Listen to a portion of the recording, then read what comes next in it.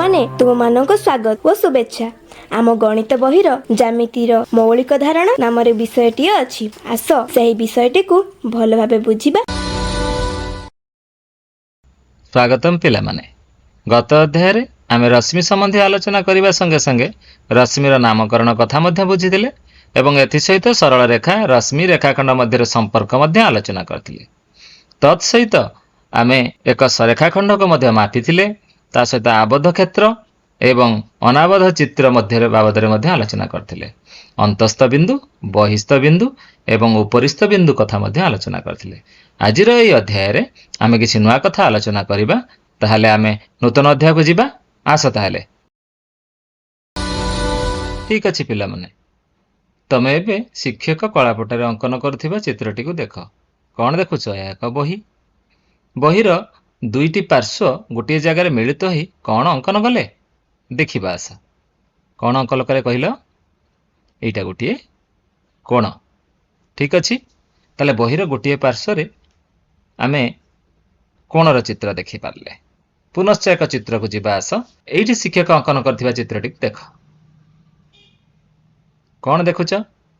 ଏହା ଏକ ଡିଭାଇଡର। ଡିଭାଇଡରକୁ ଦୁଇଟି ପାର୍ଶ୍ୱକୁ ଏକ କୋଣରେ ପରିଣତ କରିଦିଆଗଲା, ଅର୍ଥାତ୍ ଏଥିରେ ମଧ୍ୟ ଗୋଟେ କୋଣ ସମ୍ଭବ ହୋଇପାରୁଛି। ଠିକ ଅଛି ପିଲାମାନେ, ପୁନଶ୍ଚ ଏକ ଚିତ୍ରକୁ ଦେଖିବା। ଦେଖ, ଗୋଟିଏ କାନ୍ଥ ଘଣ୍ଟା। କାନ୍ଥ ଘଣ୍ଟାର ମିନିଟ୍ କଣ୍ଟା ଏବଂ ଘଣ୍ଟା କଣ୍ଟା ମଧ୍ୟ ଏକ କୋଣ ଅଙ୍କନ କରୁଛନ୍ତି। ଦେଖିଲ ତାହେଲେ ଚିତ୍ରଟିକୁ। ଆମେ ଯେକୌଣସି ଛବି, ଯେକୌଣସି ଚିତ୍ରର ପାର୍ଶ୍ୱକୁ ଯାଇ କୋଣଟିଏ ଥିବାର ଦେଖିବାକୁ ପାଇବା। ଅତଏବ କୋଣ ସମ୍ବନ୍ଧୀୟ ପ୍ରାରମ୍ଭିକ କଥା ତୁମେ ଏପରି ବୁଝିବା ଉଚିତ। ଠିକ ଅଛି, ତାହେଲେ ଆଗକୁ ଯିବା ଏବଂ କୋଣ ସମ୍ବନ୍ଧୀୟ ଅନେକ କଥା ଆମେ ବୁଝିବା। ଚାଲ ତାହେଲେ ପିଲାମାନେ, ଏହି ଚିତ୍ରଟିକୁ ଦେଖ। ତୁମ ଜିଓମେଟ୍ରି ବକ୍ସରେ ଏଇଟା ଥିବ, ଏକ ସେଟ୍ ସ୍କୋୟାର କହନ୍ତି। ଏହାର ଦୁଇଟି ପାର୍ଶ୍ୱ ଗୋଟିଏ କୋଣରେ ମିଳିତ ହୋଇଛନ୍ତି, ଅର୍ଥାତ୍ ଗୋଟିଏ କୋଣ ସୃଷ୍ଟି କରିଛନ୍ତି। ଠିକ ଅଛି, ସେଠାରେ ଗୋଟିଏ ବିନ୍ଦୁ ଅଛି। ସେ ବିନ୍ଦୁକୁ ନେଇ ସେ କୋଣଟିଏ ତିଆରି କରିଛନ୍ତି। ଏବେ ବୁଝିଗଲା। ଆମେ ସେଟ୍ ସ୍କୋୟାରର ଦୁଇଟି ପାର୍ଶ୍ୱକୁ ଯୋଡ଼ି ଏକ କୋଣ କହୁ। ସେଇଭଳି ଏଥିରେ କେତୋଟି କୋଣ ହୋଇପାରିବ? ଦୁଇଟି ପାର୍ଶ୍ୱ ଯଦି ଯୋଡ଼ି ହୋଇଯିବ ତାହେଲେ ତିନୋଟି କୋଣ ସମ୍ଭବ ହୋଇପାରିବ। ଆଉ ଏକ ଚିତ୍ରକୁ ଦେଖ। ଏହି ଚିତ୍ରଟି ଆମେ କେମିତି ଭାବରେ ନାମକରଣ କରୁଛନ୍ତି। ଏଠି ଏ ବି ରଶ୍ମି ଏବଂ ଏ ସି ରଶ୍ମି। ଠିକ ଅଛି, ବି ବିନ୍ଦୁରେ ରଶ୍ମିଟି ଆଗକୁ ଆଗକୁ ବ୍ୟାପିଛି, ସି ବିନ୍ଦୁରେ ଆଗକୁ ବ୍ୟାପିଛି। ଏହି ଦୁଇଟି ରଶ୍ମି ଗୋଟିଏ ବିନ୍ଦୁରେ କେମିତି ମିଳିତ ହେଉଛନ୍ତି ଦେଖିବା। ଏ ବିନ୍ଦୁରୁ ରଶ୍ମିଟି ଆରମ୍ଭ ହୋଇ ସି ବିନ୍ଦୁ ପର୍ଯ୍ୟନ୍ତ, ବି ବିନ୍ଦୁ ପର୍ଯ୍ୟନ୍ତ ପରିବ୍ୟାପ୍ତ ଏବଂ ଆହୁରି ଆଗକୁ ମଧ୍ୟ ଠିକ ସେଇ ଏ ବିନ୍ଦୁରେ ପୁଣି ସି ପର୍ଯ୍ୟନ୍ତ ପରିବ୍ୟାପ୍ତ, ଅର୍ଥାତ୍ ଏ ବି ଆଉ ଏ ସି ରଶ୍ମି ଏ ବିନ୍ଦୁରେ ଗୋଟିଏ କୋଣ ଅଙ୍କନ କଲେ। ପୁନଶ୍ଚ ଏହି ଚିତ୍ରଟିକୁ ଦେଖିବା ଆସ। ଏହି ଚିତ୍ରରେ ତାହେଲେ କେଉଁଠାରେ କୋଣ ହେଇଛି? ବି ବିନ୍ଦୁରେ କୋଣ ହେଇଛି। ଠିକ ଅଛି, ଆମେ କୋଣଟିକୁ ଦେଖିଲେ। ଏଠାରେ ଯଦି ଆମେ ରଶ୍ମିକୁ ନାମକରଣ କରିବା, ଗୋଟିଏ ପଟେ ଏ, ଗୋଟିଏ ପଟେ ସି ଦେଇପାରିବା। ଏ ବି ଆଉ ଏ ସି ରଶ୍ମି ମଧ୍ୟ ତାକୁ କହିପାରିବା। ଆଉ ଥରେ ଏହି ଚିତ୍ରଟିକୁ ଦେଖ। ଏହି ଚିତ୍ରରେ ବି ଏକ କୋଣ ଏବଂ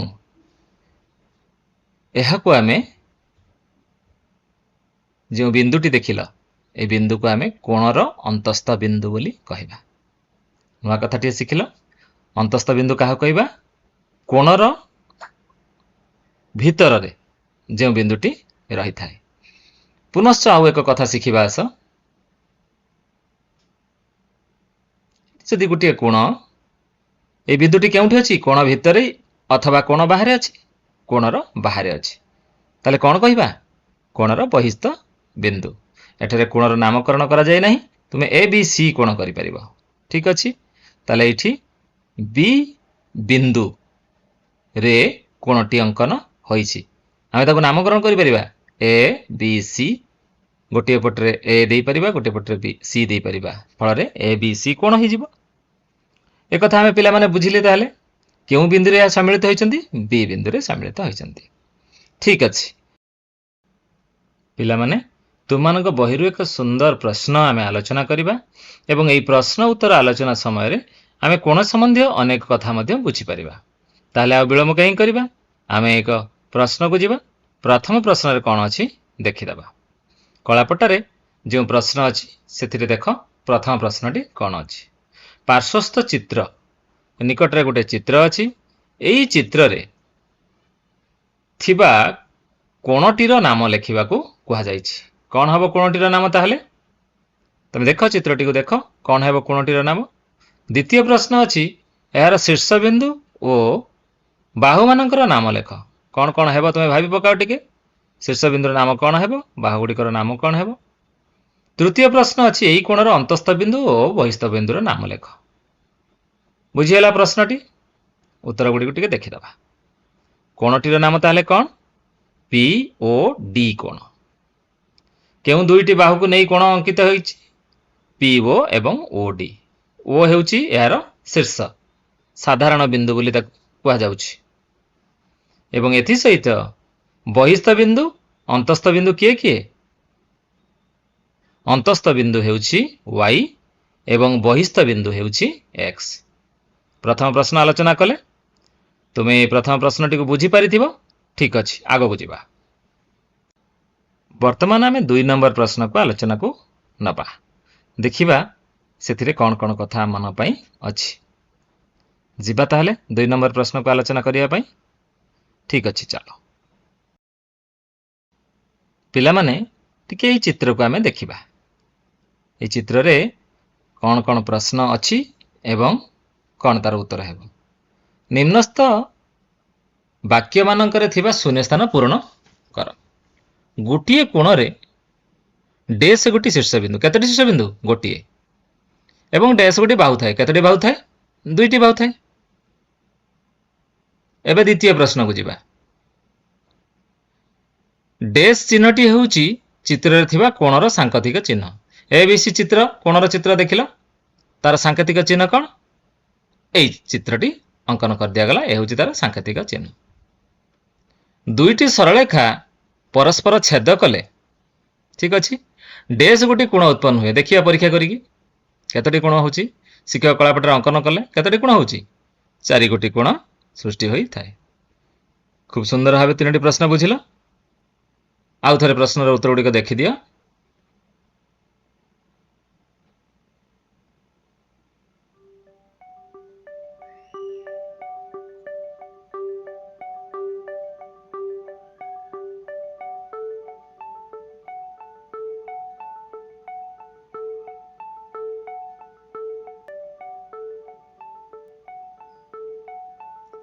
ଶେଷ ପ୍ରଶ୍ନ ଅଛି 2ଟି ସରଳ ରେଖା ପରସ୍ପରକୁ ଛେଦ କଲେ ଡେସ୍ ଗୋଟି କୋଣ ଉତ୍ପନ୍ନ ହୁଏ।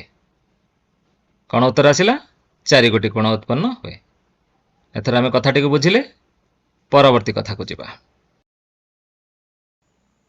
ତୁମମାନଙ୍କ ପାଇଁ ପ୍ରଶ୍ନ 3 ନମ୍ବର ପ୍ରଶ୍ନ ଅଛି। ସ୍କେଲ ପେନ୍ସିଲ ସହାୟତାରେ ତୁମ ଖାତାରେ କୋଣ ଅଙ୍କନ କରି ସେମାନଙ୍କର ନାମ ଦିଅ। ଶିକ୍ଷକ କୋଣ ଅଙ୍କନ କରୁଛନ୍ତି, ତୁମ ପାଇଁ 2ଟି କୋଣ ଅଙ୍କନ କରିବା କଥା ଅଛି। ତୁମେ ଗୋଟେ କୋଣ ନିଜ ଖାତାରେ ଅଙ୍କନ କରିବ। ଦେଖିଲ 2ଟି ରଶ୍ମି ଅଙ୍କନ ହେଲା। ନାମକରଣ କରିବା ଏ ଏକ୍ସ ଆଉ ଇ କୋଣ। କୋଣଟିର ନା ଏ ଏକ୍ସ ଇ କିମ୍ବା ଏପଟରୁ ଗଲେ ଇ ଏକ୍ସ ଏ କୋଣ। 4 ନମ୍ବର ପ୍ରଶ୍ନ ଏବେ ଦେଖିବା, କିନ୍ତୁ ତା ପୂର୍ବରୁ ତୁମମାନଙ୍କୁ ସୁନ୍ଦର ପରବର୍ତ୍ତୀ ପ୍ରଶ୍ନକୁ ଯିବା ପିଲାମାନେ। 4 ନମ୍ବର ପ୍ରଶ୍ନରେ ଅଛି ପାର୍ଶ୍ୱସ୍ଥ ଚିତ୍ରରେ କେତୋଟି କୋଣ ଅଛି? ଆମେ ଗଣି କରି ଦେଖିଲେ 8ଟି କୋଣ ଅଛି। ବର୍ତ୍ତମାନ ଆମେ କୋଣ ଗୁଡ଼ିକର ନାମକରଣ କରିବା। ଠିକ୍ ଅଛି, ତୁମେ ଯେଉଁ ଚିତ୍ର ଗୁଡ଼ିକ ଦେଖୁଛ ପ୍ରଥମେ ଏଗୁଡ଼ିକ କୋଣର ଚିତ୍ର। କୋଣର ଚିତ୍ରକୁ ବୁଝାଏ କୋଣର ସିମ୍ବଲ ଏଗୁଡ଼ିକ। ଆମେ ଏବେ କୋଣର ନାମକରଣ କରିବା। ପ୍ରଥମ କୋଣ ହେଉଛି ABC କୋଣ, ଦ୍ୱିତୀୟ ହେଉଛି BCD କୋଣ, ତାପରେ CDA କୋଣ ଗୋଟାଏ, DAD କୋଣ B କୋଣ ଗୋଟାଏ, ABD କୋଣ ଗୋଟାଏ, ADB କୋଣ ଗୋଟାଏ, CBD କୋଣ ଏବଂ CDB କୋଣ ଗୋଟାଏ। ଠିକ୍ ଅଛି, ଏହିପରି ଭାବରେ ଆମେ 8 ଗୋଟି କୋଣ ଏହି ଚିତ୍ରରୁ ଦେଖିବାକୁ ପାଇଲେ। ତୁମେ ଏମିତି ଏକ ଚିତ୍ର ତୁମ ଖାତାରେ ଅଙ୍କନ କରି ଗଣି କରି ଦେଖିବ କେତୋଟି କୋଣ ସମ୍ଭବ ହେଉଛି।